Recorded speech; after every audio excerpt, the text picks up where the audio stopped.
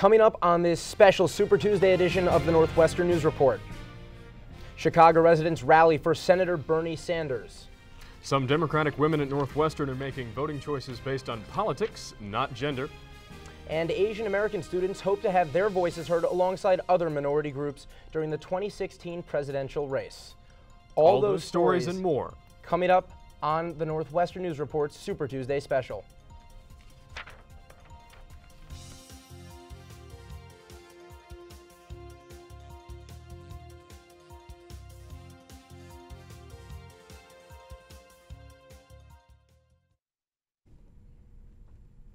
Good evening and welcome to the Northwestern News Report. I'm Eric Miller.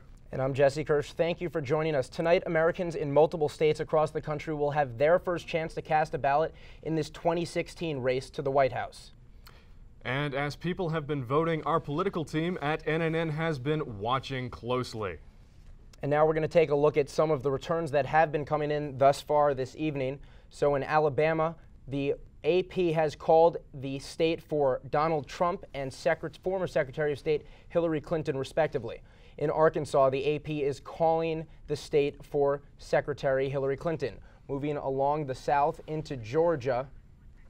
And just breaking news update into us here at the Northwestern News Report, Hillary Clinton has also just clinched the state of Texas, a huge grab with over 100 delegates, make that over 200 delegates at 222 total on the day. So we'll see how big that bump is for her. In Georgia, Donald Trump and Clinton for AP. And for the Republicans in Texas, it is Ted Cruz, the senator from Texas, with a huge upset victory over Donald Trump there. So we're going to have many of these updates coming for you the rest of the night. But just to round out what we know so far, Massachusetts has gone for Donald Trump and Senator Bernie Sanders. And we'll have more of those updates for you later on in the evening. But right now, we want to take you to one of our reporters. Jack Corrigan is standing by live in a DNC watch party in Virginia. He's been on the trail all day for us. And Jack, what have you seen from all these rallies so far?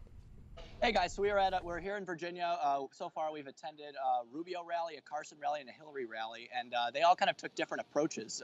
Rubio spent a lot of the time focusing on just kind of attacking the other Republican candidates.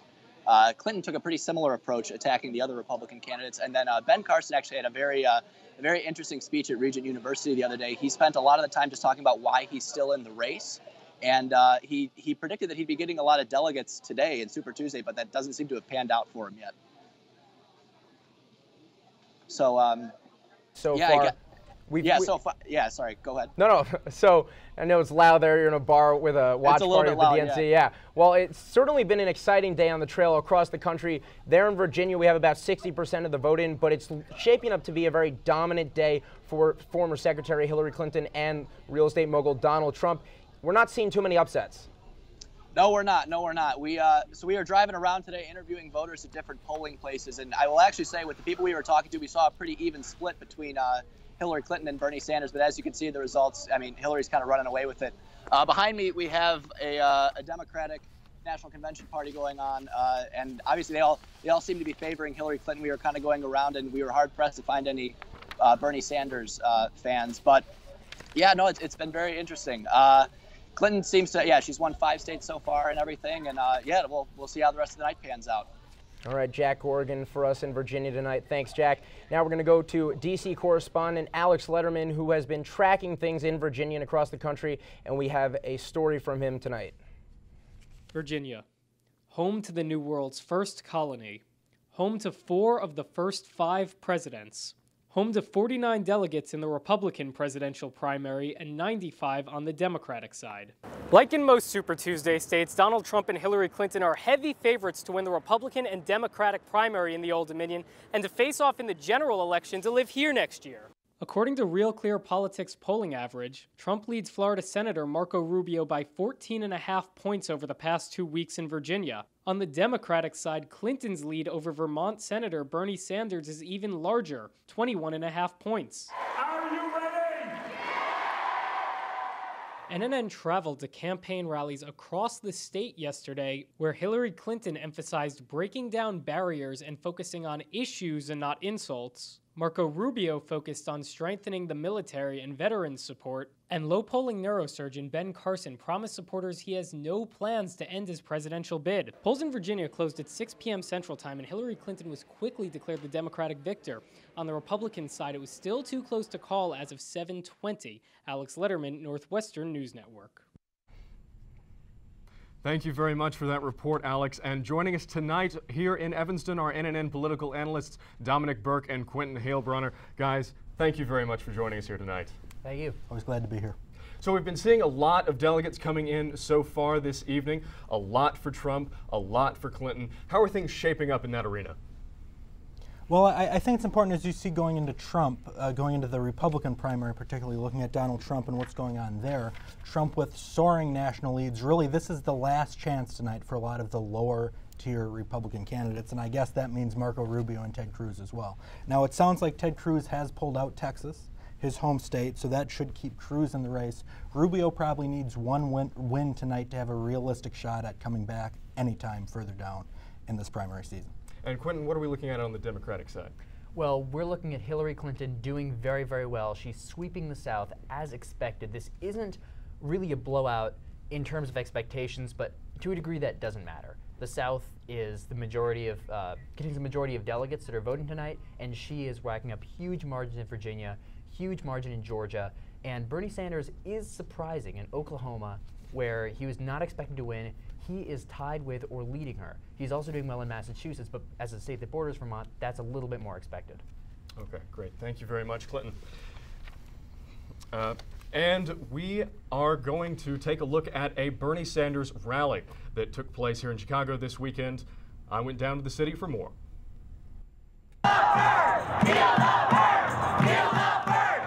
That's the sound of Chicagoans feeling the burn on Saturday. In a rally beginning at Daley Plaza and ending at the Water Tower on Michigan Avenue, several hundred Chicagoans showed their support for Senator Bernie Sanders' presidential campaign. Numerous groups attended, including the Black Lives Matter movement, the Rom Resign movement, and the National Nurses United, which was the first labor union to endorse Senator Sanders for president. Some even came to dance for their candidate.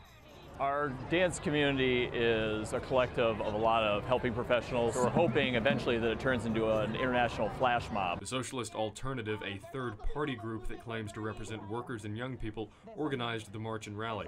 Stephen Edwards, a Socialist Alternative organizer, said the event was about more than just rallying for Sanders. We wanted to get out there in front, in public, and just take the message that this is a candidate who's got massive support. The march took demonstrators through the heart of downtown Chicago and the length of the Miracle Mile. Today, we did see a lot of foot traffic, so as the march was going, it actually grew with people who actually weren't at Daley Plaza, but saw the march and was, following with the march. Organizers described it as a push for visibility, since an earlier January march in the financial district received little media attention. This time, though, we decided that whether it inconveniences people a little bit, the fact is we had to break through the media silence, and I think we did it. Demonstrators stopped and shouted slogans in front of the offices of ABC7 Chicago and WGN to drive the point home. The rally and march for Sanders were part of a show of support for the candidate nationwide ahead of today's Super Tuesday primaries. Demonstrators marched in several cities across the country, including New York, Pittsburgh, and Atlanta, according to local media in those cities. Here in Chicago, the march ended as demonstrators vowed to keep pushing for their candidate all the way to the Illinois primary on March 15th and beyond, if necessary. Our goal with Movement for Bernie is to build a long-standing grassroots network that will keep people connected and keep us working together until the end of the election season, whether Bernie wins the primary or not. This rally is part of a series of events to garner support for Sanders in the Chicago area ahead of the Illinois primary. The next will be on March 14th. And now we have breaking news for you here at the Northwestern News Report. NNN has learned from the Associated Press that Senator Ted Cruz of Texas is being called the winner for the state of Oklahoma. There are 43 delegates up for grabs there, of course, divided up proportionally, so we'll get more information on that later on. But as Dominic mentioned just a few minutes ago, that means he's still very much in this race. Now we want to move back to the Democratic side, and in the battle for that nomination, there has been a lot of debate over whether asking women to stand up for a female candidate has helped former Secretary of State Hillary Clinton's campaign. NNN's Caitlin Boudreau met up with some women on Northwestern's campus to discuss their views on Secretary Clinton and Senator Bernie Sanders. Although Hillary Clinton, if elected, could be the first female president, not all women would like to see her in office. Support for Clinton is especially lagging among millennial females. Northwestern freshman Jamie Kuhn favors Bernie Sanders for his liberal views. I'm a Bernie supporter because I think his positions best represent my viewpoints as someone farther left than Hillary. And Jamie is not in the minority. Sanders garnered 82% of the millennial female vote in New Hampshire compared to Clinton's 18%, according to Politico. Lauren Bally is one of those Sanders supporters. Bernie is definitely a feminist. He's talked about how he supports Planned Parenthood. I know part of his speaking about redistributing the wealth includes closing the wage gap, which is extremely important.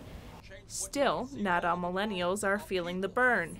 Libby Berry supports Hillary Clinton for her experience. I'm a Hillary supporter. I have been throughout the whole election, I would say. I think Hillary Clinton is the most qualified candidate in the race right now. I'm very inspired by the positions of leadership that she's held in the past, and I think that she is a good person to inherit President Obama's legacy. And she believes that Clinton is a better candidate for women.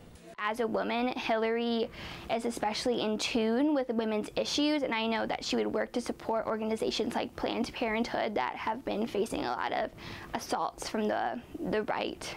Although Clinton potentially being the first female president has sparked a lot of debate, Rachel Friesen thinks gender shouldn't matter in politics. It really bothered me when some of those so-called feminists like Gloria Steinem and Madeleine Albright and a couple of others said that women are going to hell if they don't support Hillary, because I think judging someone by their gender rather than by their policies and their character is sexist in itself to everyone. Caitlin Boudreau, Northwestern News Report. According to Politico, Sanders has had the millennial female vote in hand, while Clinton holds the overall majority of women's support. And still ahead on the Northwestern News Report, more from the polls on this 2016 Super Tuesday. At Northwestern, we're Wildcats in every way.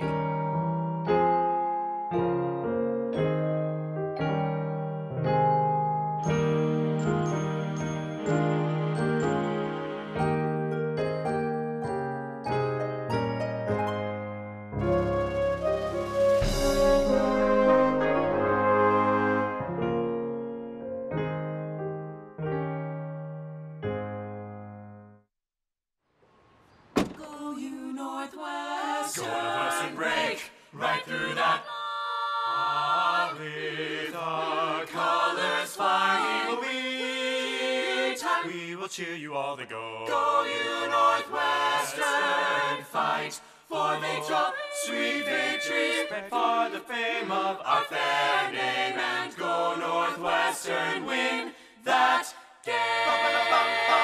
Go Cats! At Northwestern University, we are pioneering innovation and achieving excellence across every imaginable discipline.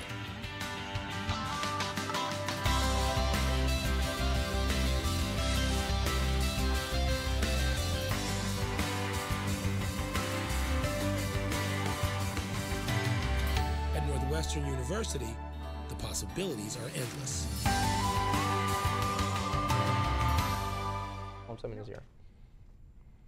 And welcome back. We're going to go back to our panel for an update on what's going on here in this 2016 Super Tuesday. Guys, has the black vote, which has often been contentious between Clinton and Sanders, has that played much of a role here? I think it certainly has, and Clinton's connection with African-American voters has propelled her to incredible victories in South Carolina, in Virginia, in Georgia, and I think soon in the other southern states that are going to be voting today. At the same time, with Donald Trump not instantly repudiating the endorsement of a former KKK leader, I think this is also already the ramp up to the general election, where the Republicans are going to nominate somebody who has worked with, who has basically done this little dance about whether or not he's willing to condemn David Duke. Okay. And now we want to give you one more piece of breaking news that just came into NNN. They are calling Oklahoma for Senator Bernie Sanders. We'll have more information on that in just a little bit, but he's still in this Democratic race, and we just talked about the black vote being a big element of this on both sides of the campaign. Dominic, I've seen Marco Rubio go after Donald Trump for not immediately rebuking David Duke and the KKK. The party seems to be trying to make a very clear stand that they are not with Donald Trump still, but at the same time you see leadership from the GOP starting to maybe coalesce around him. This is a very conflicted and fragmented party right now, it seems. Well, I would push back on that premise a little bit, Jesse. You saw earlier today Speaker of the House Paul Ryan, who for all intents and purposes until we have a nominee essentially came out and, not in so many words, but condemn what Donald Trump said. So I think there's certainly still a lot of the party establishment, if you will, and Oklahoma being a closed primary perhaps is a testament to that, that is still under the mindset anybody but Trump. We're still the conservative party, and they're still going to push back, be it on the KKK, on the David Duke issue, or on any other issues they see as being counter to the establishment. And speaking of not establishment, you have Ben Carson still in the race. I've not heard his name that much anymore. Do you think he might be pulling out after tonight? Well, Ben Carson's story is kind of the story of this entire campaign, or perhaps the last two primaries for the Republicans. You have someone surge and then drop. Now, does Ben Carson have a chance to win the nomination? No, of course not. However, Ben Carson being perhaps the least conventional, and that's in a race in which Donald Trump is also a candidate, potential candidate remaining in the race. I don't know that he'll drop out, but his chances are certainly gone far long ago. And just a little piece of trivia for you, if you will. Donald Trump has amassed a collection of states, according to an article we have from the Washington Post, that no Republican nominee has ever done before. So he's certainly changing the game. We heard Chris Christie say that he's rewriting the playbook when he endorsed the real estate mogul earlier this week. But back to the Democrats for a minute, and Quentin. Is Bernie Sanders still a viable option for the Democratic Party, or is this just about ideas? I think that was what he came in under, was he was the ideas candidate, but he's kept himself in it for most of this race. I think Bernie Sanders at this point does not have a realistic shot to be the nominee of the Democratic Party. That said, his campaign has been an incredible, incredible social movement. He raised over $40 million in February and literally over $4 million in one single day on Leap Day. And so even though Sanders is not a likely contender for the nomination, he is going to matter. Personally, I'd say if I were Hillary Clinton, I'd put Sanders probably as the keynote speaker of the Democratic Convention, use him to focus on young voters, get him to campaign across the country. His campaign has been an incredible success, even if he doesn't, in my opinion, have a real shot to be the nominee at this point. And, Secretary Clinton has all of her superdelegates giving her that extra bump, so maybe out of reach, but we'll see as Super Tuesday continues to play out. Thanks, Quentin. And coming up, we'll take a look at how Asian American students view the 2016 presidential race. At Northwestern, we're Wildcats in every way.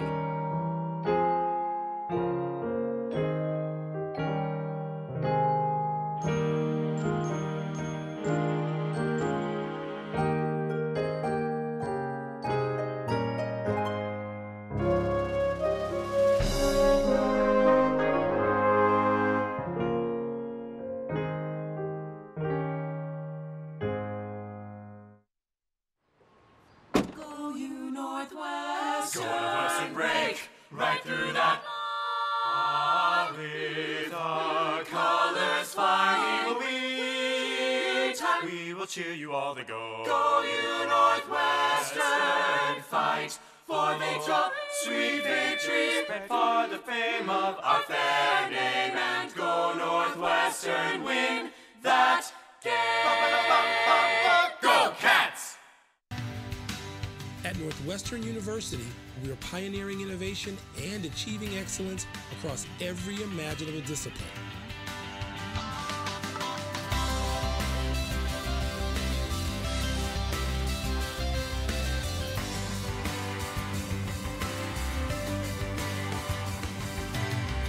At Northwestern University, the possibilities are endless.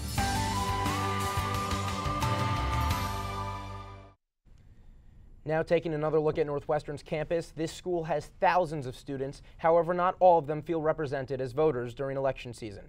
NNN's Michelle Beck has more.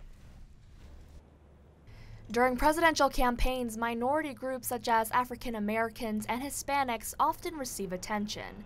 However, Asian Americans are often overlooked. Sophomore Mira Wang said she thinks Asian Americans are often forgotten in politics because of the racial stereotype of Asian Americans as the model minority. There's this whole model minority myth that we're just quiet and not really disturbing the system and kind of just making our way through the system. Senior Karna Nangia, president of the political union at Northwestern, said there is a need for dialogue about the lack of Asian representation in politics. We definitely aren't talked about as a minority in the same sense that other groups are, but I think that Asian Americans are trying to become an important factor in the political sphere in whatever capacity they can. According to a Pew Research Center study, only about 3 in 10 eligible Asian American voters have cast ballots in midterm elections since 1998. This is a much lower turnout than that of whites and blacks. Northwestern Political Union's director of debate, Woo-Young Lee, said he thinks the low Asian American voter turnout is part of a cycle. And there's probably a feedback loop somewhere, since Asians are less likely to vote, then candidates are less likely to pay attention to their issues. NNN asked 24 students identifying as Asian American what issues they find most important.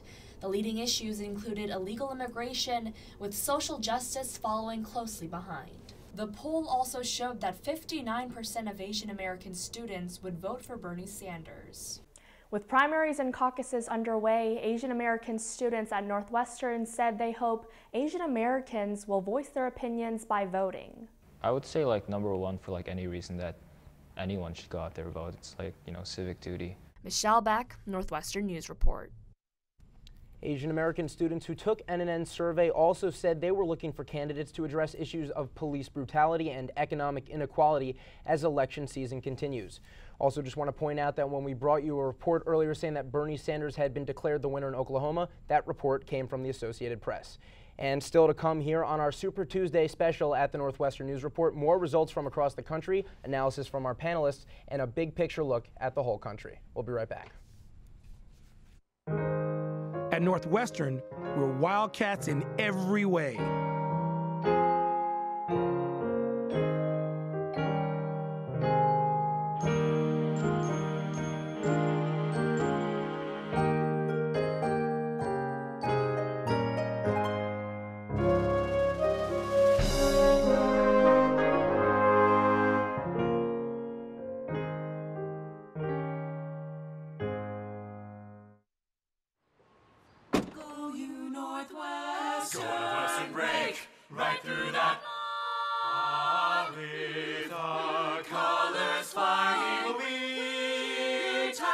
Cheer you all the go. Go you Northwestern, fight for victory, sweet victory, for the fame of our fair name, and go Northwestern, win that game. Go Cats! At Northwestern University, we are pioneering innovation and achieving excellence across every imaginable discipline.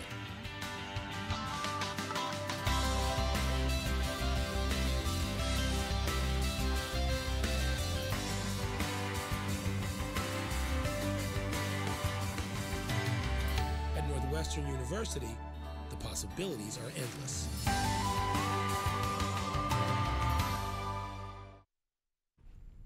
And welcome back to the Northwestern News Report. We have some breaking news for you here coming out of the state of Vermont. Donald Trump is winning, but only just over John Kasich. Right now, the race is too close to call. Rubio is trailing at 19% of the votes. And we're going to turn now back to our panelists here in the studio. Guys, Marco Rubio and Ted Cruz have been in a race for second here these last several months. Are we seeing one of their campaigns being finished after today? I think you can make the case that Rubio is done tonight. I don't think he's going to drop out, but if he can't win a single state, I still think he has a chance in Minnesota. Even that's not a guarantee. If he can't win a single state, while Cruz wins at least 2, and Cruz already won Iowa, what can Rubio say going forward? He can't say he's better at winning elections. He can't say he can appeal to a larger part of the country since Kasich is actually beating him in Vermont and Massachusetts. What does he have left? And I think the interesting point to add on to that is you see Rubio consistently running second or third in each campaign, in each election. And what that means, I don't think it's quite as bad as Quentin argues, because we're still in the proportional part of the election. Now, if something big happens in the next 2 weeks, before March 15th, when Republicans start awarding winner-take-all states, Rubio could still have a chance. I don't think you'll see him drop out before the winner-take-alls. Okay. And what happens, though, if we get either Rubio or Cruz dropping out, endorsing the other candidate? Is that going to be enough momentum to beat Trump? I think that's, short of going to convention, I think that's the only way either of them can get enough to beat Trump. And even then, you might still see them have to go to convention because of the delegates that have been distributed at this point. That's up for grabs. But I think at this point, in order to secure perhaps the majority, but not the plurality that supports Trump, but the majority of the party, a Cruz-Rubio unholy coalition, if you will, is necessary. And I do think about the winner-take-all analysis of it, there are some states where if a candidate gets 50% of the vote, it becomes winner-take-all, even if it's proportional. So keep an eye on states like Georgia or Alabama where that could happen. And obviously, we've talked a lot about tonight both Donald Trump's not being accepted as nominee and his status with the Republican establishment. Do we think that Trump can secure the establishment's vote if it comes down to it? I think that has yet to be seen, and that's really going to come down to, one, what are the party leaders going to do, and two, what is the money going to do? The fact is, I think we have yet to see any signs that when you look at who's gained Trump support, you see people who have always been considered somewhat fringe of the establishment, people like Senator Jeff Sessions, people like Chris Christie, who's perhaps more establishment, but has never really been one of the guys, if you will. And I think it's important to keep in mind as well kind of the rhetoric of what's going on at the top of the party. And right after this break, we'll have more of the national perspective on what these Super Tuesday victories mean. At Northwestern, we're Wildcats in every way.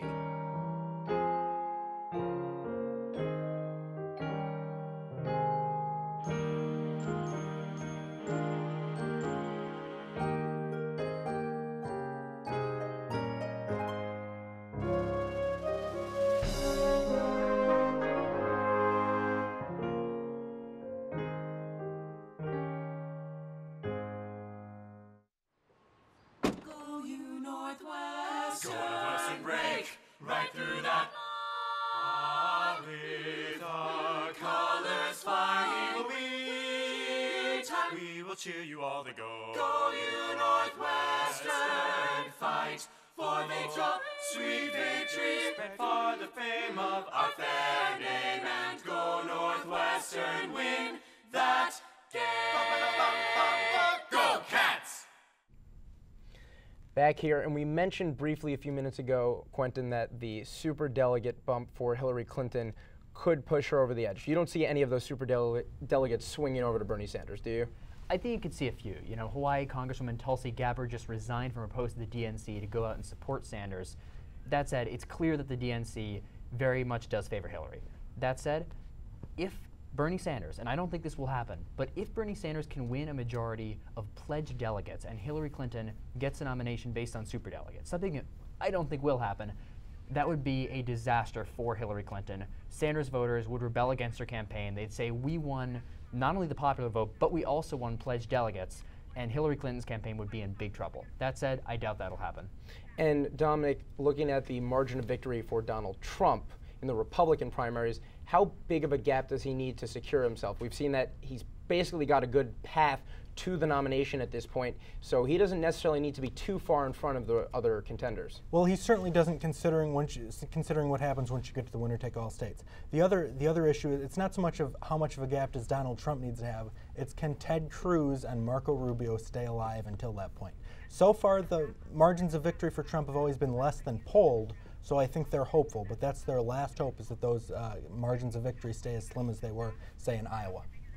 And we just showed you a map of what things are looking like across the country. You saw Ted Cruz getting Texas, but beyond that, it's looking like Trump, Trump, Trump. And now moving back to the Democrats, a dominant night for former Secretary of State Hillary Clinton. Quentin, I've gotten that. What is Bernie doing in the race still? I mean, he's keeping it close, but he doesn't seem to have the path. We've talked about that. Is he just trying to keep getting those issues out there? And how long does he stay in the race instead of trying to unite the party? I think Bernie does have a real reason to stay in the race. And actually, we're seeing that with Bernie winning Oklahoma. Oklahoma is a state where Hillary Clinton beat Barack Obama immensely in 2008. he's not just a Lincoln Old Blue States. All right, well, thank you so much, Quentin. And that's going to wrap our coverage of Super Tuesday here at the Northwestern News Network. For Eric Miller and everyone else here at NNN, I'm Jesse KIRSCH. Thank you for joining us. Have a great night.